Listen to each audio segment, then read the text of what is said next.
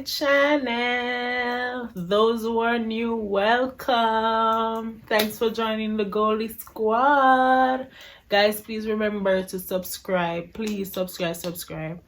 Like, comment. Please say comment, guys. I need to know what's on you guys' mind. Comment and share the video.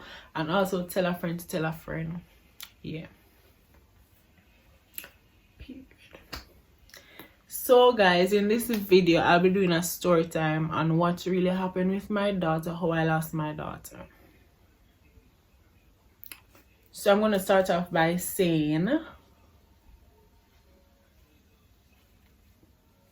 okay, a lot of people requested me to do this video, and a lot of people keep asking me what really happened.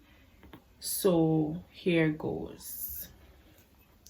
I'm going to start off by saying throughout my whole pregnancy I went to a private doctor. It was my choice, of course.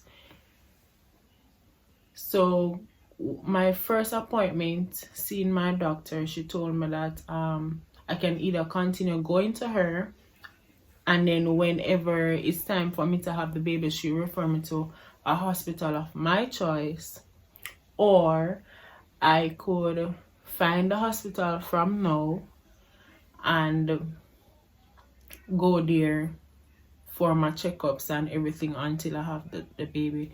Of course, being the person that I am, I like one bag of crowd, I like one bag of people, so I just decided to make a stick with my private doctor, and then when it's time I will just go to the hospital and have the child and whatever. So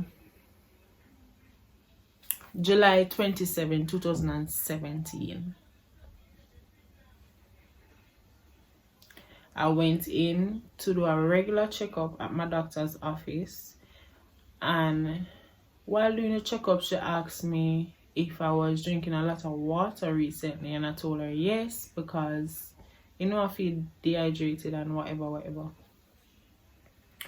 So she said there's a little bit too much water around the baby's sac, so she's gonna send me to do an emergency ultrasound. So I said okay, not nerve-wracking. I just said okay. Then she went on to feel, and she told me that I was 3 centimeters dilated, so I won't be going home back. I'll be going straight to the hospital, but first she's gonna send me to do the emergency ultrasound. So I would normally go to an ultrasound place nearby, but for some reason I don't even remember why I didn't end up going to my regular ultrasound doctor. I went somewhere else in Kingston. Yes guys, I live in St. Catherine. So I went somewhere in Kingston. I think it was El Shaddai. I don't remember. But there's a ultrasound place beside El Shaddai Clinic. Yeah, I think that's where I went. So when I went there, I got the results. I did the ultrasound, got the results. And of course, she said the ultrasound doctor told me to carry the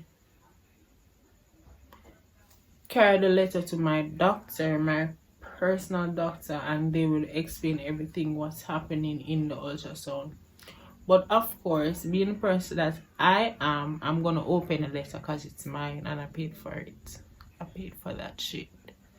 But anyways, I opened it, and I was not understanding what the letter was saying, because of course I be a doctor language, I not understand what it say, so I'm draw for my Google same time. Anyways, when I draw from my Google, I realized that the ultrasound was saying one of my daughter's lungs is undeveloped, and one of my daughter's lungs is undeveloped. Yeah, that was it. That was the only thing in the ultrasound. So anyway, I started not to fret because I called my doctor and she said that is nothing to fret about because eventually it will just grow up and match the next one and it's not a big deal and whatever. That's what she told me. So anyway, I wanted to have baby at UA. So my doctor called UA, one of our link that she have up there. She called them and they said that they don't have any space. So at this point I start to cry because I was saying, if I am not gonna go to UA, where am I gonna go? So anyway, UA did not work out. Called Andrews. Andrews said them don't have any space as well. So not to worry. Let's call Natal. Call Natal. Natal say I was not coming there from the beginning, so they cannot take me on one bag of story. So I said, alright then. The only place left me can call Jubilee. And of course, growing up you hear a lot of stories, quote unquote stories about Jubilee. But in my mother's head, she was saying, you know, kid, and just go and bear it up because it's probably the best hospital because they have every equipment and whatever. At this point, I'm crying. So I said, okay, let's condition my mind because I'm going to Jubilee Hospital. So my doctor called Jubilee. Guess what? Jubilee said they don't have any beds. So even if I have the baby there, they're not gonna have any bed to put me on. So at this time, I don't know what else to do. The only option leave is Spanish Town Hospital. So I called Spanish Town. My doctor called Spanish Town Hospital. And they said that they don't have any space, but as soon as they get a space, they will call me and let me know. My doctor told me to just go there because if I go there, they cannot turn me down. So that's exactly what I did. I went to my house, collect my suitcase with stuff that I packed, and I went straight to Spanish Town. When I reached Spanish Town Hospital, remember I'm 3 centimeters dilated from like 4 hours ago. I wasn't feeling, I'm not even going to joke about this, but I wasn't feeling any pain. Where the flight I come from?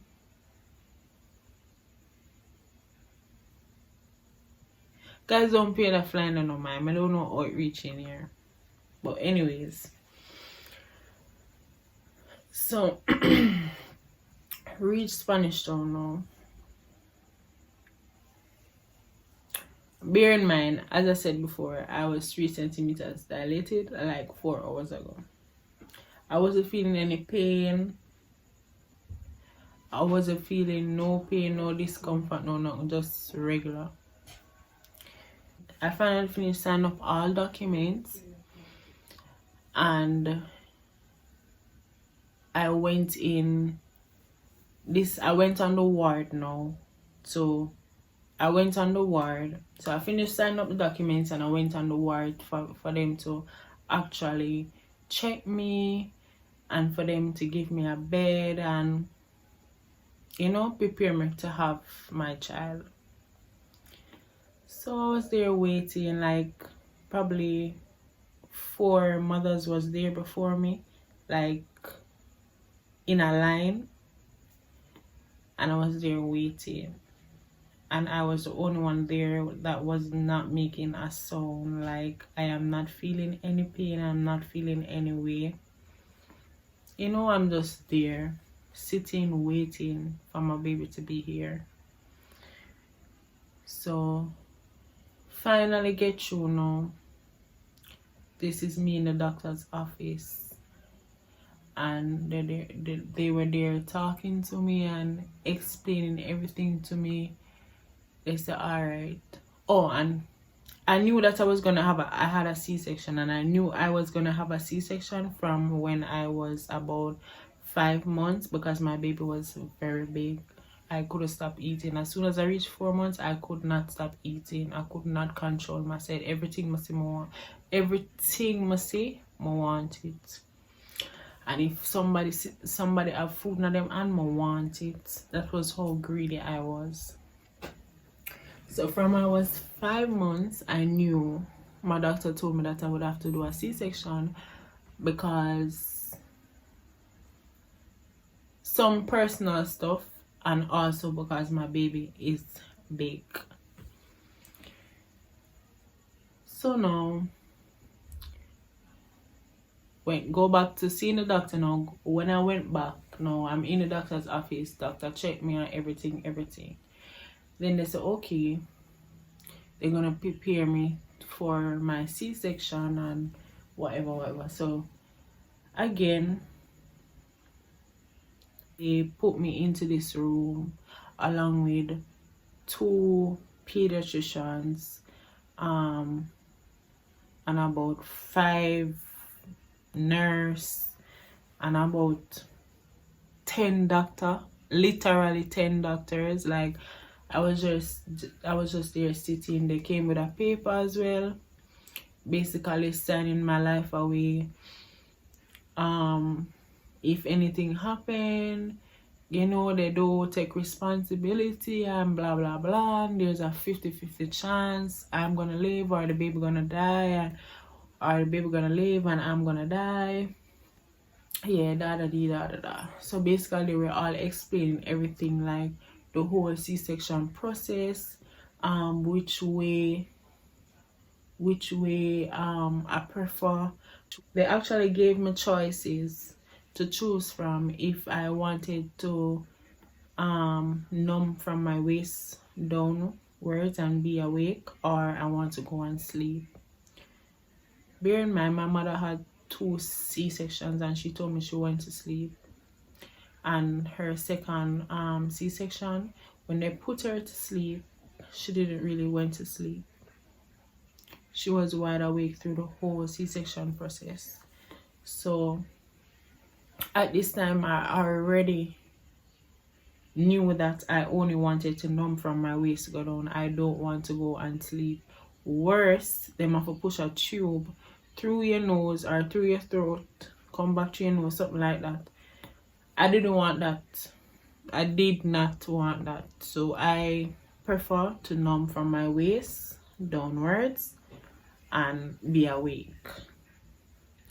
So after all doctors, nurses, pediatrician, everybody start explaining everything, I'm say okay, blah blah blah blah. I'm say alright. And the doctor then say, alright, time for the C-section now. Then I go prepare me. And at this time, it was around 8 o'clock, 9 o'clock. They were having this conversation with me. And like, okay, they let me did a washout. And they basically put me on drip. Couldn't eat anything else or drink anything else for the rest of the night. Of course, I did not sleep. I basically stayed up the whole night to the following morning. So around 11 o'clock now, they came for me and they said, okay, mother, it's time. We're gonna do the C-section process and blah blah blah. So of course, them give me some other things, some other drip and some other something. So around 12 o'clock ish, they finally came to the theater, and they were explaining to me now, like they were basically explaining to me the whole process. So they basically explained the whole process, what they will be doing and everything. So I said, alright. So it's time now. They put me on the bed. They put me on the bed in the theater. And at this time, I was I was freezing. When I say freezing, I couldn't stop trembling. I don't know why India have to be so cold, but I could stop tremble. All them cover me with sheet and blanket, it never did a work. Like my extra in the extra cold. So anyway, they tell me to put both my legs on each, like one leg on this side, one leg on this side, and I'm not supposed to move. They're gonna stick me in my back, and I'm assuming this is the thing to numb me from my waist downwards. So they say as soon as they stick me and they tell me to lie down, I should hurry up and lie down. I don't know what that means. I never asked. So anyway, they stick me in my back, and you know you jump like because your back. I'm gonna say, alright, it's not so bad. And they say, okay, mother, lie down, lie down. And I lie down, and they put both my legs they put both my legs downwards. Yeah. So at this time they say I'm not supposed to feel any pain. The only thing I'm supposed to feel is like tugging and pushing and whatever. So I'm so okay, this can be bad and whatever. At this time I'm there lying down. I'm there lying down and waiting, you know, to see my princess and everything. So they cut me. I didn't feel it. Not supposed to feel it, but yeah, I didn't feel it. They cut me, and then I can just remember them tugging on me, and I can feel my body shaking, like they're taking her out. And I said, okay, this is not so bad. Anyway, it was just the way it happened so fast. Like literally after I feel them tugging on me, I start hearing her crying. I said, thank you, Jesus, thank you, Lord. I start getting excited and thing. Then I just hear like the crying start to go further and further, like them a carry go somewhere. So I ask the nurse where them a carry them, so them a carry and the nurse because she needs some oxygen. I don't know where it got. Guys, please don't mind that fly. So the nurse said they're gonna carry her to the nursery because she needs some oxygen, and yeah. So I said, okay, alright. So I said, nurse, when I'm going to get to see her? She said, as soon as, you know, they stitch me up back and I get a little rest, they would carry me to the nurse and I would see her. So I said, okay. At this time, it's about 1 o'clock. It's about 1 o'clock. Because I had her around 1. No, it's basically after 1 because I had her 1:09. So they stitched me up and thing, and then they put me on a ward now. This is the theater ward where they have to make sure your blood pressure is not high or too low, and everything is right before you can actually go on the aftercare ward. So while waiting in the theater ward now, the way all anxiety are kicking. When I say kicking, my pressure starts to get high. So the nurse starts to say, alright, mother, you have to, like, the pressure have to come down in order for them to take it off of the water, to put it on the aftercare ward so you can see your daughter. So I talk to myself and I say, God, just help me to just relax because I want to come out from right. So I don't want to see this anymore. So at this time, the pressure take time and go down. And then it finally, they are the right place. Everything, they are the right place. I'm going to say, alright. Then the nurse said, mother, we're gonna transfer you now to the aftercare ward where they will shower you and, you know, make you feel fresh again. And then you can see your daughter probably in the afternoon or the next day. So I'm saying, okay. So as they were pushing me out of the theater ward, I heard my mom. So my mom came there. At this time, it's about 5 o'clock. Literally 5 o'clock. So I heard my mom and she said, Kaden, you okay? I say yes, but I don't see her and I need to see her. So she started asking me questions, asking nurse them what the daughter, where our granddaughter they and this and that, this and that. So they basically explained to her that the baby is in the nursery and everything. So my mother walked with them while they were pushing me to the aftercare ward. So I reached the aftercare ward now and they start to clean me up and dress the cut and everything. So everything good now. I'm alive though. I'm there rest, get little rest now. My mother did it, my sister did it. May I get little rest so I can see my daughter. At this time, anxiety kick in again. My anxious like I can't hold it, like me I say, Mommy, I want to see her, The only thing me hear is just she crying and them say she alright and then put her on oxygen. So at this time, because it's Spanish town, it's only the mother and the father allowed in the nursery. So of course, I told him that the father is not here, so that I could basically write a letter for my mom to go in the nursery. So that's exactly what I did. And they said, okay, they don't normally do this, but because the father is not here, they're gonna allow the grandmother to go in the nursery and things. So I'm saying, okay, I start get a little excited now. So anyway, my mother gone to the nursery now. Can't wait for she come back. I just hear my phone and go off. I take up the phone and I look and I realize my mother take picture of my daughter and send me.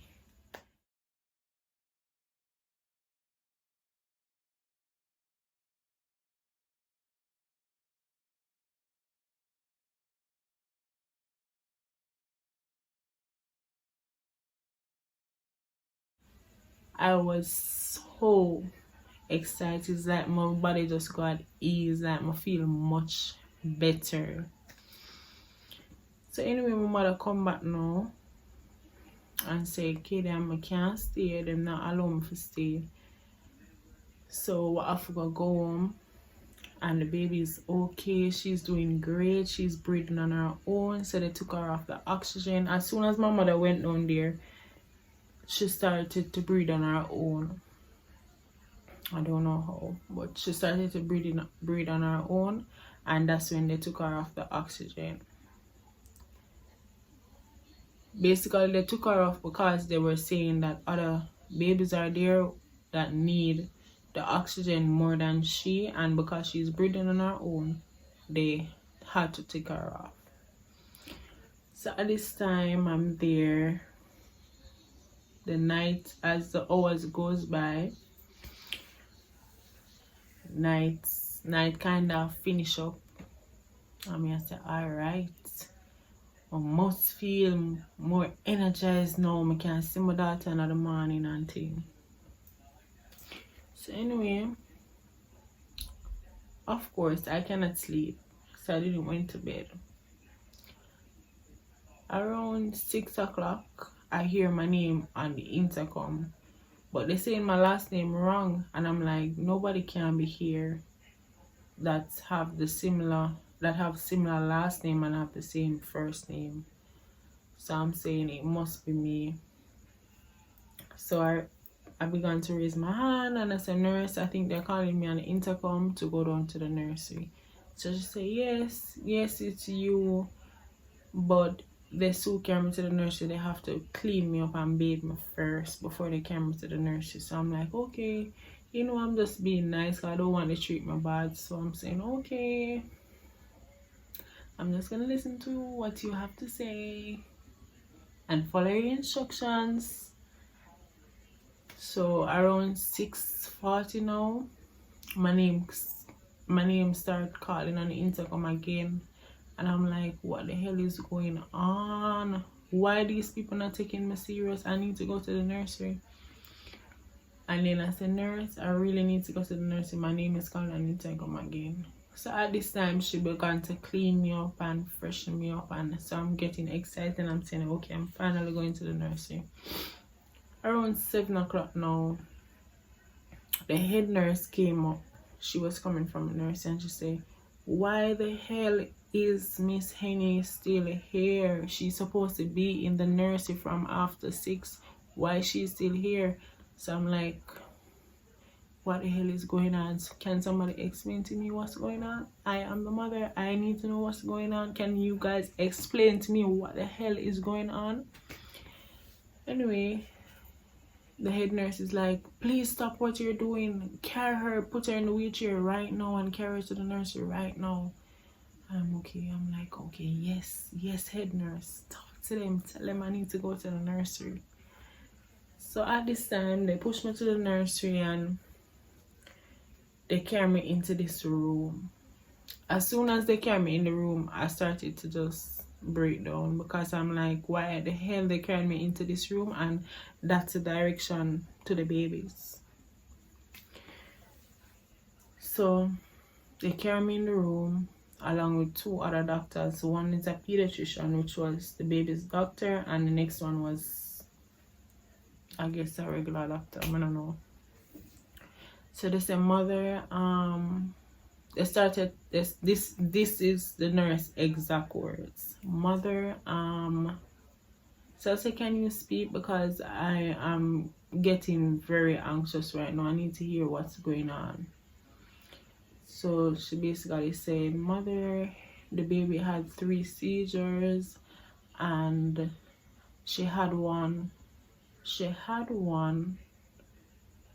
4 o'clock in the morning and she had the other one after 5 in the morning. And I'm like, so she have 3 seizures, one 4 o'clock, one 5 o'clock, and I never know about this. Why am I just hearing about this? So anyway, I say, all right, let's deal with this the calm way. Let's not flare up as yet. Let's hear what she have to say. And then she said the 3rd seizure now, it happened minutes to 6. And that's when the 3rd seizure, as I said, these were exact words. And the 3rd seizure, she didn't make it. I said, what do you guys mean by she didn't make it? And she was like, the baby turned blue and her heart stopped. After the seizure, she did not make it. So same time, little tears start come down. I'ma start going a temper. Then the nurse is like, mother, you can't cry. Her exact words, mother, you cannot cry, because if you cry and go in temper, you're gonna burst out the stitches and you'd have to stitch it up again, and they won't be numbing it this time. They will stitch it up around. So I'm like, you know, this is the worst hospital ever. That was the only thing going through my brain, like, this is the worst hospital ever. So anyway, I said, I need a call. I need to call my mother right now. So I called my mother. At this time, I was in temper. I was screaming. I was crying. And my mother started saying, no, Kaden, no. Please don't tell me that. Please don't tell me that. So I said, mommy, they said that she didn't make it and I needed to come right now. Like guys, literally, my mother is a fast driver. But literally, she took like 10 minutes from Portmore to Spanish Town. Literally 10 minutes. Like, I was there in the room waiting and I just hear my mother coming in and creating a whole scene. When I say a whole scene, I mean a whole scene. Whoever know my mother know. Like, she was there screaming and saying, you guys are so unprofessional and this is not a hospital, and goes on and on and on. So anyway, she finally reached in the room and they were like, do you want to hold the dead baby? So I was like, them doctor are not serious. But of course, because I was the only one that didn't get to hold her, my mother hold her from when she went to the nursery the night before. So I said yes. They gave me the dead baby to hold, at this time in my hand like this. And the wrapper, first of all, the clothes that she was in and the blanket she was in is not mine. I never me buy it. I never my money buy it. I never me send it down there. That is a thing that I hated. How the heck? So basically the stuff that I send down to the nursery, like her pampers and her clothes and stuff, they took it. I don't know what they do with it, but they took it and put my baby into some washed stuff. I don't know where they got it from, but when I saw my baby, she was not in the clothes that I sent down to the nursery, nor the pampers. So at this time I was there holding the baby, crying and looking at her and taking pictures and everything. So my mother decided that she wanted to know what's going on, so she started creating a next scene, asking the doctors, asking the nurses what really took place and thing. And then she said, Kaden, give me the baby. So she took the baby and she started stripping the baby down to make sure that they didn't do anything to her. And this is when now she started cussing about the clothes and why she in this clothes, and none of them could have answered. All of them was just standing there like they couldn't give me a solid answer. So my mother was there like she need the wipes, she need the pampers, she need the clothes, she need everything what she sent down here, because her money now go. So can I take the good things them and put the roof raff them on my grand pitney.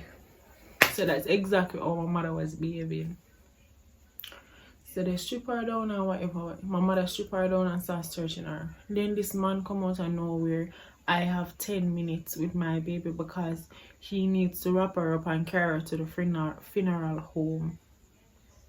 So I was like, this must be a movie, because I could never me give birth to that pitney.